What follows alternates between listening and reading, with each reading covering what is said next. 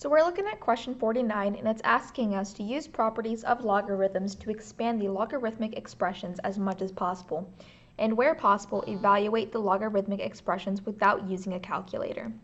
Let's go ahead and go over our properties of logarithms. Our first property is the product property, and this is when you have a log base b of the argument of m times n.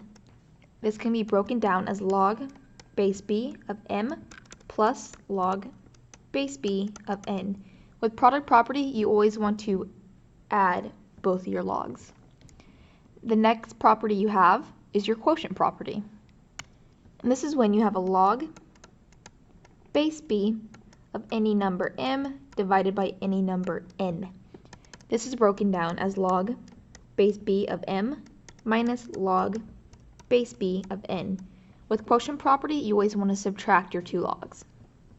And then your last property is your power property. This is when you have log base b of any number n raised to any number n. And this is broken down as n log base b of m. And it's where your exponent is brought down to the front of your logarithmic expression. So now that we have these written down, let's go ahead and evaluate and expand our given logarithmic expression. So we are given the logarithmic expression log base 4 of the argument root 11 times x. So looking at our expression and our argument, we can see that it's going to be 11 times x in the argument. So we know that the first property we're going to use is the product property. So we're going to go ahead and rewrite this. Log base 4 of the square root of 11 plus, because a product property is addition, log base 4 of the square root of x.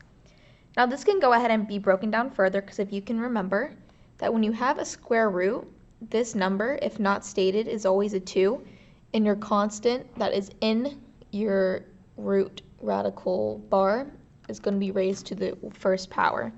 So this can always be rewritten as 11 to the 1/2 power. So we're going to rewrite these.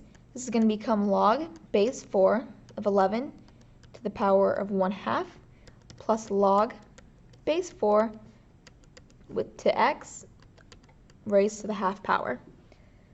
So looking at this, we can see that both of our terms have exponents, and this is going to be the power property.